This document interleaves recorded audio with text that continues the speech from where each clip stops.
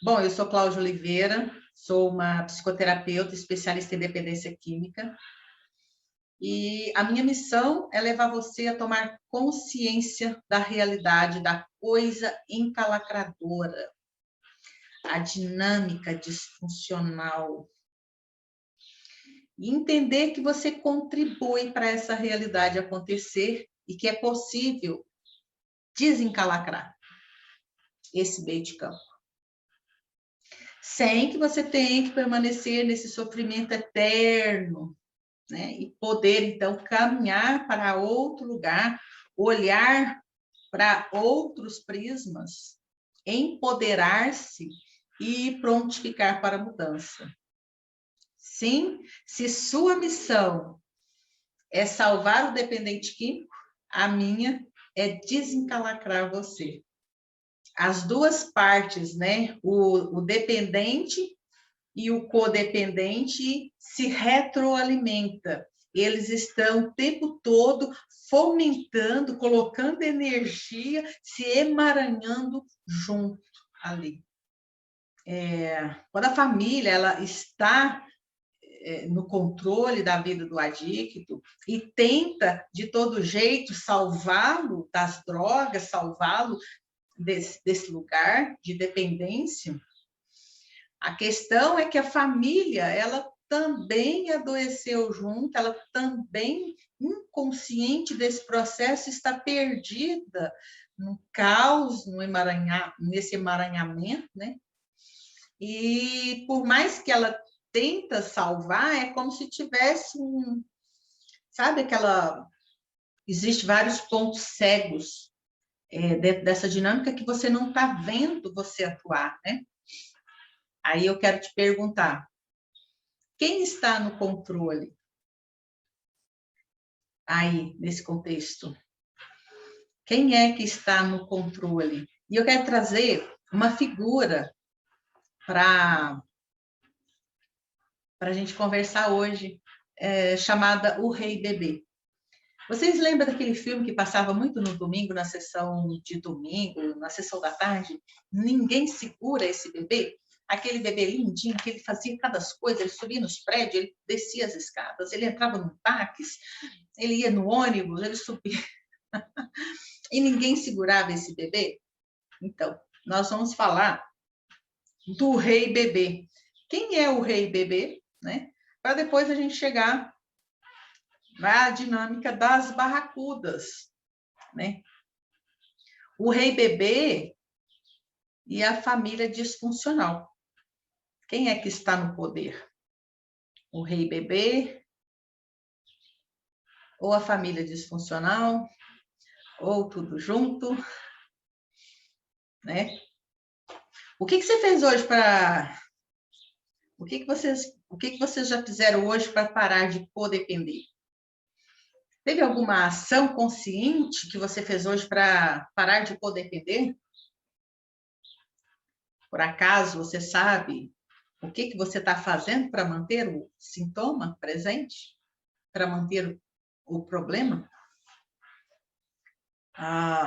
Sabia que a pessoa, o usuário de droga, o dependente químico, ele é exatamente o uso de droga dele, o abuso de droga dele vem dessa demanda dentro dessa família disfuncional e ele, o dependente químico, ele está absorvendo toda a atenção dentro desse sistema familiar aí.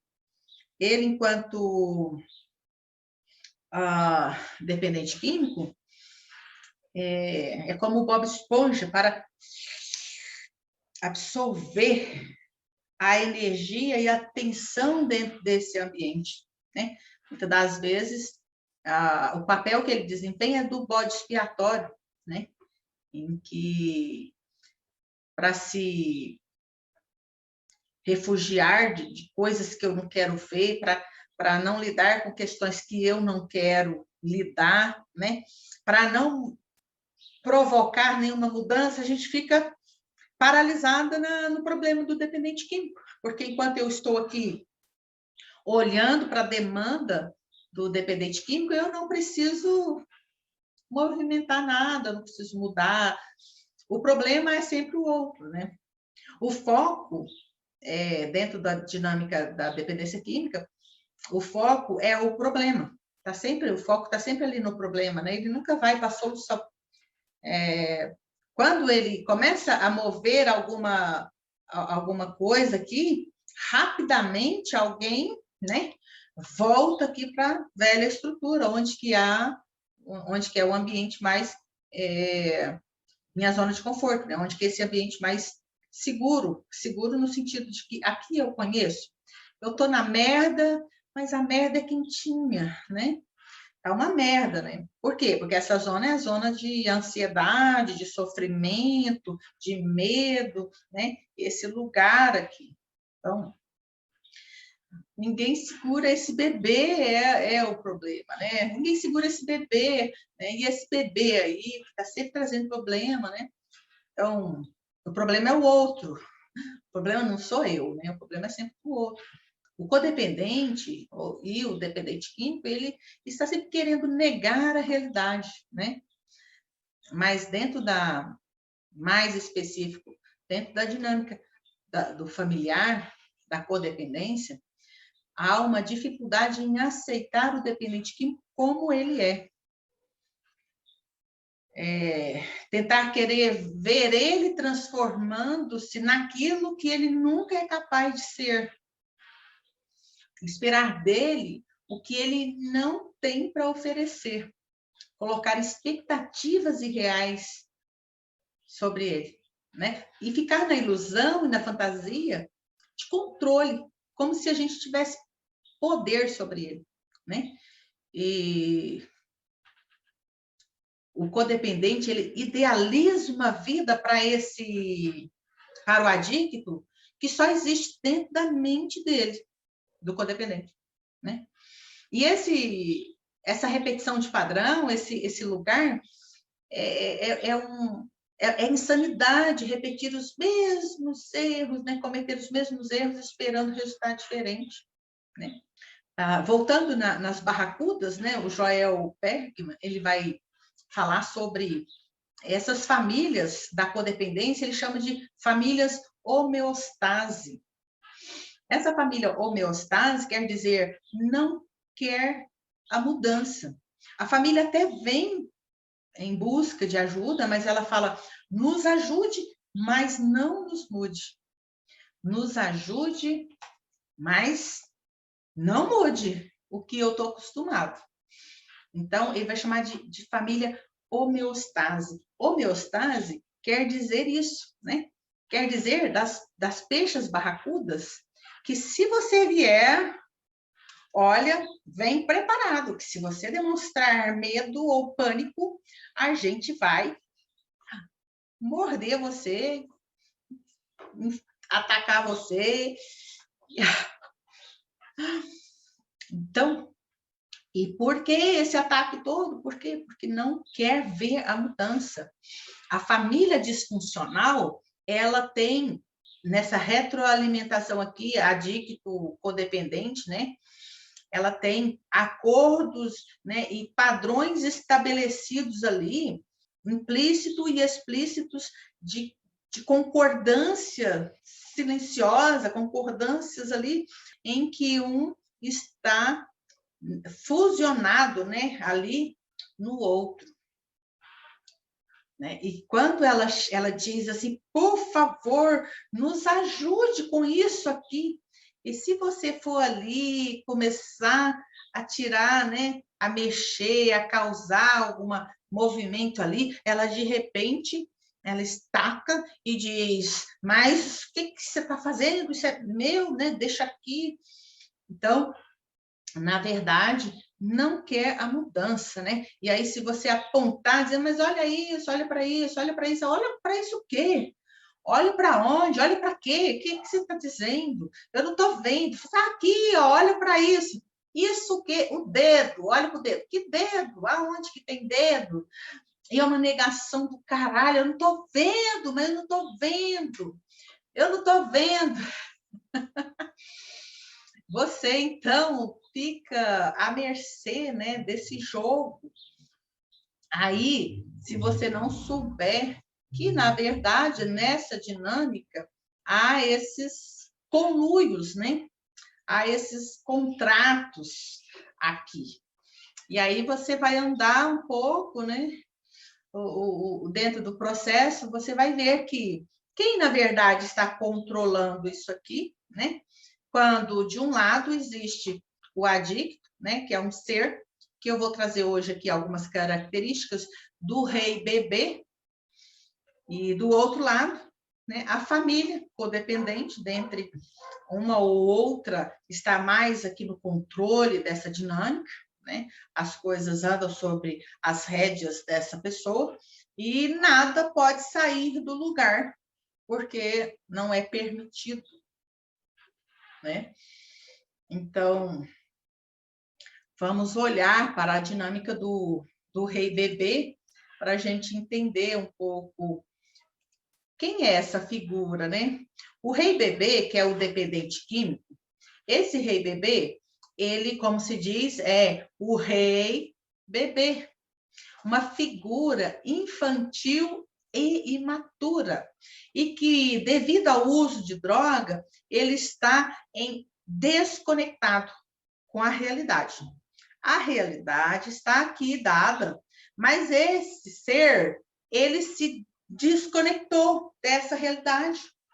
Ele está em outro mundo. Você pode chamar de mundo do Bob, do submundo das drogas, na insanidade, né? Inconsciente. Então, ele está aqui desconectado, né? E o rei bebê, ele quer que todas as suas necessidades sejam satisfeitas. Rei bebê, por um lado, rei quer dizer que governa, mandão, ditador, exigente. Eu quero que seja feito a minha vontade, né? Esse é o rei, a parte rei. O bebê, que é o chorão, o reclamão, resmungão, o pirracento, que faz birrinha, né? Quer as coisas do jeito dele, ele grita quando não recebe na hora, né? Então, ele tem aquelas personalidades infantis dentro da vida adulta. Um comportamento totalmente descabido para um ser de 40 anos. Então, você percebe, dentro dessa dinâmica, que a pessoa, ela não é funcional mesmo. E você vive nesse contexto da família, é uma corda bamba que balança aqui entre o que é quem está controlando o quê, né? O que é de um e o que é de outro. É uma linha tênue em que você, de repente, você não sabe se quem controla, né, é o rei bebê ou se quem controla é o controlador, né, que detém aí o poder, o salvador, a mãe codependente.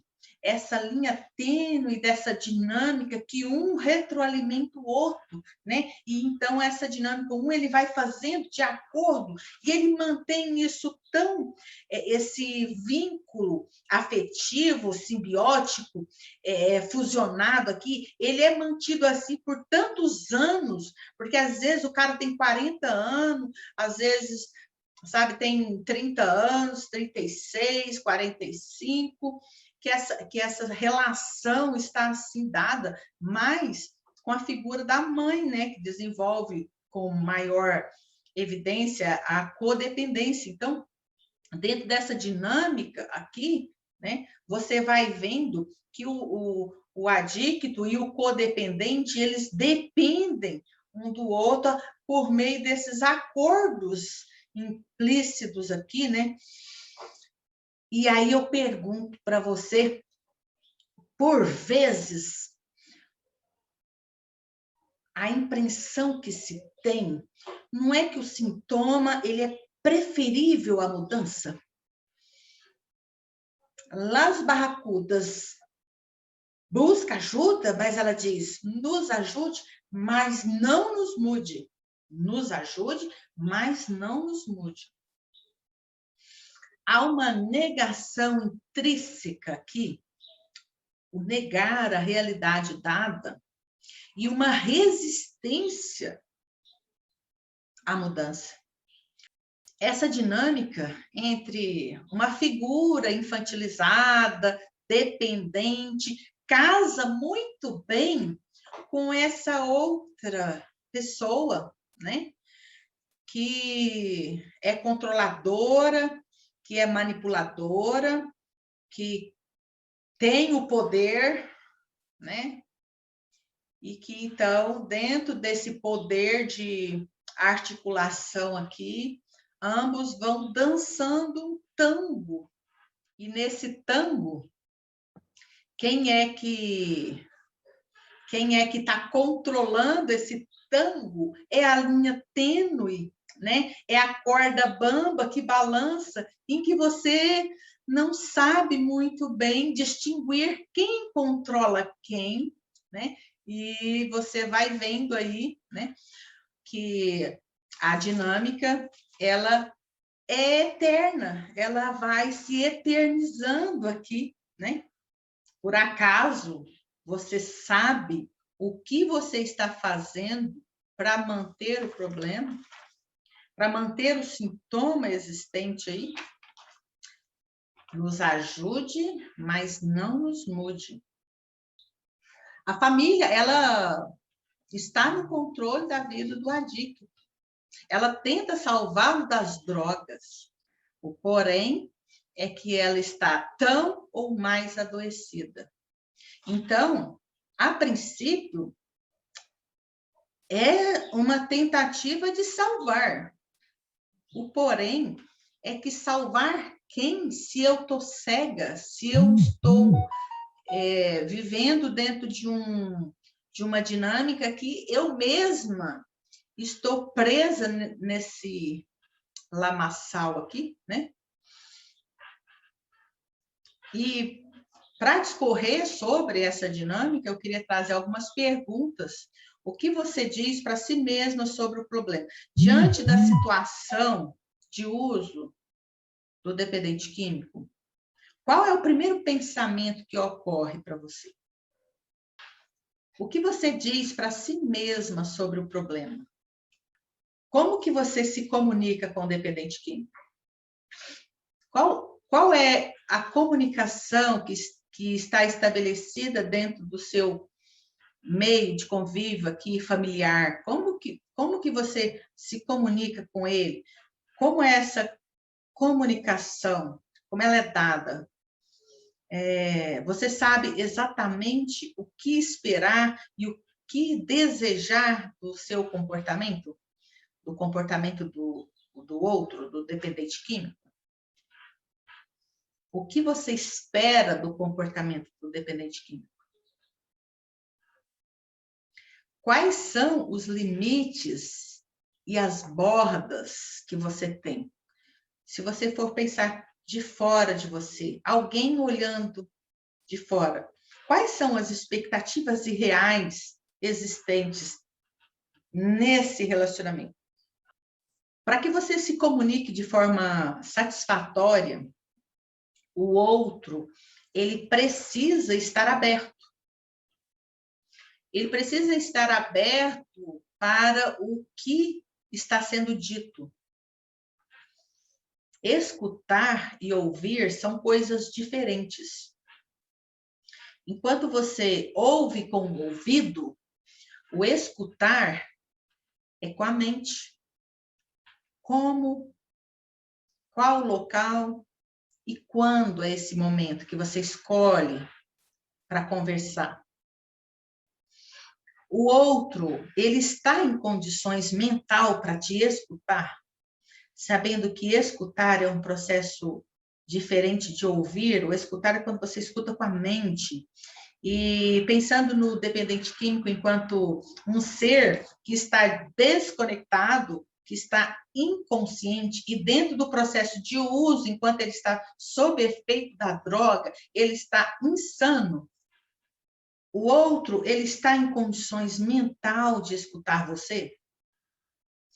E quais são essas demandas? O que você está falando? Como você está comunicando?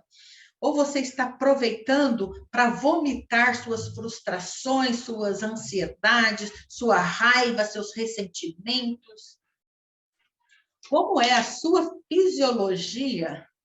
Se você olhar por um espelho, como que você está quando você fala com o outro? Quando você aponta, quando você julga, quando você...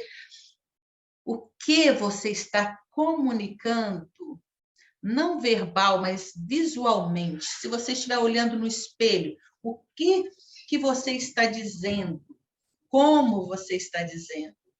Qual é a força de expressão, né? Qual é o sentimento que você está expondo aqui? Quando você deseja que o outro modifique o seu comportamento, como que você fala isso? Como que você coloca isso? A droga, ela faz parte da dinâmica familiar doentia. A droga, ela faz parte dessa dinâmica. Toda casa que tem um dependente químico, toda casa, toda família em que tem um dependente químico, a relação, a base familiar, essa estrutura, ela está disfuncional lá na sua base. E não foi a droga que fez isso ficar disfuncional. A droga, ela veio depois. A droga foi só a cerejinha do bolo. Existem 4 tipos de família disfuncional.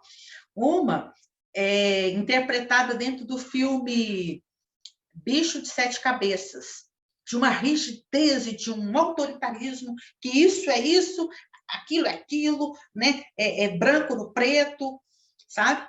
8 ou 80. Então, essa rigidez aqui, né? Ela é o filme Bicho de 7 Cabeças, representa essa característica da família. Tem a outra família permissiva, né? Que é uma família mais sem limites, a coisa anda solta. Essa família tem o filme Requiem para um Sonho, um filme muito massa, em que mostra essa dinâmica, né? Entre a mãe e filho, né? Então, a coisa ali, ela não tem limites, né? É tudo permissivo, tudo pode, é desandado, assim. Tem outra família, que é a família que oscila entre dependência e independência. Essa família, muitas das vezes, né? O filho, ele é solto no mundo, ele faz o que faz e tudo, mas, por outro lado, ele é totalmente dependente dos pais, mora dentro da casa dos pais, 40 anos, né? Solteiro, não tem responsabilidade com pagamento, com dinheiro, não trabalha, né? Essa família, ela está representada dentro do filme o Transponte. É um filme alemão muito massa. Acho que é alemão, tenho certeza não. Agora tem a família, o distanciamento, com um distanciamento afetivo. Essa família dentro do filme Traffic, né? Que mostra um policial federal e a filha dele, né? E esse distanciamento aqui, enquanto a filha vai entrando, né, dentro do mundo das drogas, do uso, da heroína. Então, esse distanciamento afetivo aqui, né, é outro lado da família disfuncional. E as reações familiares dentro desse convívio, dentro desse contexto, são raiva, insegurança, sofrimento, frustração, impotência, desespero, agressividade, cumplicidade, né? Muitas mães é cúmplice dentro desse contexto com o dependente químico, né? Elas acaba favorecendo, acaba escondendo as questões ali do pai, né? Então ela tem essa cumplicidade, paga a droga para o filho, né? E começa a negociar com o traficante para ele, buscar e também culpas, né? Muita culpa. Os pais, eles se culpam, e depois eles se sentem vítima, depois eles tentam salvar, Então, essa dinâmica da culpa aqui, muito acirrada dentro desse contexto. E outra coisa é a indiferença, né? Então, quando eu não dou conta de lidar, então vou ficar indiferente, né? Fingir que eu não estou vendo. E também a desesperança, que acontece muito, não tem mais jeito, a gente já fez de tudo, não tem mais jeito. Então, as evidências de angústia e a dificuldade das famílias para lidar com o problema aí das drogas, né? E os conflitos que são marcados muitas das vezes pela acomodação, pela indiferença ou mesmo um descaso dessas famílias, né? Que chega um ponto, elas acabam desistindo, né? Dentro desse contexto aqui. Dentro dessa dinâmica disfuncional aqui, quem está controlando aqui, né? É o adicto, é o dependente químico, ou é a família disfuncional? Quem controla? E essa linha tênue aqui da corda bamba que balança, muitas das vezes, né? Ficamos todos perdidos aqui, né? E eu quero trazer a experiência de uma mãe, né? Que eu fui trabalhar com ela. E assim, o meu posicionamento, quando eu digo aqui, olha, se você quer salvar o seu dependente químico, se você quer salvar o dependente químico, você precisa salvar-se primeiro. Porque como que você vai salvar o outro se você está afogando junto, né? E dentro do contexto desse relacionamento, que existe essas dinâmicas disfuncional aí, em que os dois, né, a família e o dependente químico, eles estão fusionados aqui, emaranhados junto, né?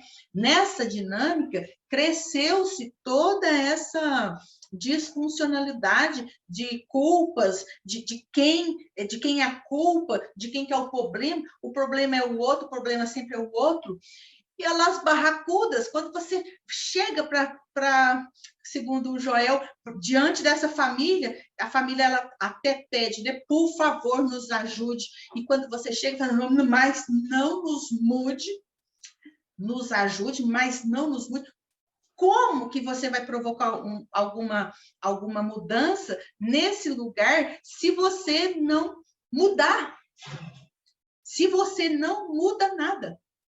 E exatamente nessa dinâmica corrosiva, corrompida, disfuncional, aqui, em que joga esse jogo da vítima, do salvador, do vilão.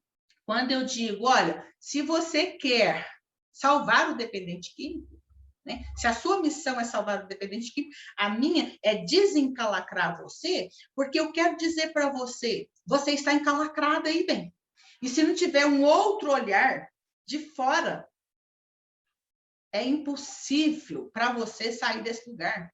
Praticamente impossível. E vou trazer o exemplo, o rei bebê que é exigente, é mandão, tem que fazer as coisas no seu tempo, a sua hora, do seu jeito, né? E por outro lado, né? É rei, é ditador, e por outro lado, é bebê, é chorão, é reclamão, é exigente, é pirracento. E aí eu quero trazer a mãe, né? Que eu estava conversando com ela, e ela disse, olha, mas eu fiquei muito confusa, porque você acabou me deixando muito confusa, porque eu achei que era isso, e aí, de repente, parece que a culpa é minha. A culpa é minha? Meu, eu não jogo esse jogo. Quando eu me coloco aqui para vocês, e eu estou dizendo, se a sua missão é salvar o dependente químico, a minha é desencalacrar você, eu estou dizendo para você que esse jogo é o jogo encalacrador. Esse jogo é o jogo que está encalacrando você. E ficar nesse lugar, às vezes, você tem a ilusão e fantasia de controle do outro. Mas eu não sei mais, olhando sobre o seu prisma, não sobre o meu, porque o meu eu sei. Eu sei muito bem o que é essa dinâmica, mas olhando pelo seu prisma, eu consigo ver sobre o seu olhar que eu não sei mais quem domina quem controla quem, o que é o que aí, certo? Então, eu tenho que olhar de fora dessa dinâmica para olhar por outro prisma, para eu ter, ó, um outro ângulo de visão e poder dizer, olha, o que está acontecendo aqui dentro, aqui, em que nesse lugar aqui há esse emaranhado. Eu não jogo o jogo das culpas. Eu não jogo, porque eu parei de jogar esse jogo. Esse jogo é o jogo dos perdedores. Tá todo mundo perdendo aí. Ninguém vence. Se a sua missão é salvar o dependente químico, a minha é desencalacrar você. Sabe por que eu digo isso? Porque eu cansei de ver família se arrebentar, perder dinheiro, quebrar, ir à falência, adoecer, mães que estão trabalhando para os outros, para pagar clínicas, e o adicto continuar na mesma situação, e a família continuar dobrando e dobrando cada vez mais o esforço para salvar. Então, eu parei de brigar com essas famílias, dizendo para elas, desapega, deixa ele quebrar a cara, porque eu desisti de achar que essa família tem que deixar, ou tem que fazer alguma coisa. Na verdade, a família, ela quer salvar. E o papel da família é esse. O porém é que você não sabe como salvar de fato. Porque o que você está fazendo, você está só andando ao redor do rabo. Andando ao redor do rabo, você não salva porra nenhuma, você não salva ninguém, você não salva nem a si mesma. Dando círculos, repetindo os mesmos padrões encalacradores, você não está se salvando, você não está salvando o outro, você está pagando a pizza e o outro está levando o que é seu. Ok? Porque no outro dia, você tem que pagar a pizza de novo. E no outro, e no outro, porque o outro nunca vai sair desse lugar. O outro, ele nunca vai sair desse lugar, né? Então, se o que você busca é salvar o dependente, que primeiro você tem que desencalacrar. Primeiro, você tem que sair desse lugar encalacrador, porque desse lugar aí, você está apenas na ilusão de controle, na fantasia de poder fazer alguma coisa. Né? E por isso que dentro da mentoria, que eu estou trabalhando com ela, com um portal aberto essa semana, dentro da mentoria a gente trabalha estrategicamente para tirar você desse jogo. A primeira coisa, minha querida, você não é culpada, você só faz parte do jogo. Mas como que eu vou culpar alguém que é cego no tiroteio? Como que eu vou culpar alguém que é tão insano quanto o outro, que está tão inconsciente quanto o outro, que está tão adoecido quanto o outro? Você só está fazendo isso porque é a única coisa que você sabe fazer. É o único jeito que você conseguiu articular, né? É a zona de conforto, inclusive, né? E aí, desse lugar aí, como que você fala para uma mãe? Não, não salva o seu filho. Eu não, eu falo salva. Salva ele. Mas você tem que saber como. Você tem que buscar meios. Você precisa, para salvar o outro, os super-heróis. O trabalho deles é salvar o outro. Mas você já viu algum super-herói salvar alguém sem se transformar primeiro? O Homem-Aranha, ele veste aquela capa dele de Homem-Aranha. A minha heroína, que é a She-Ra, ela grita, pelos poderes, pela honra de Grayskull, eu tenho a força, sabe? Essa força é quando ela se transforma, aí ela busca essa força e ela tem, naquele momento, o poder transformada, ela se transformou. Porque antes ela tinha até alguma vontade, alguma atitude, mas ela precisa adquirir a força. Sem a força e sem a estratégia, você não consegue sair do lugar. Você vai ficar andando atrás do rabo. Por quê? Porque você está emaranhada junto e tem as dificuldades emocionais. Porque como que eu vou falar para você não paga a pizza? E você não paga? Porque a minha mãe paga. Ela paga. Por quê? O codependente, a dificuldade dele é de falar, ele tem uma dificuldade imensa de falar não. Essas dificuldades aqui, elas são totalmente monitoradas e usadas pelo rei bebê para controlar aqui a família disfuncional. Eu estou com a mentoria aberta aí hoje, durante essa semana, para a gente trabalhar exatamente. Se você quer salvar o dependente químico, a minha missão é desencalacrar você, ok? O portal vai estar aberto aí até sexta-feira.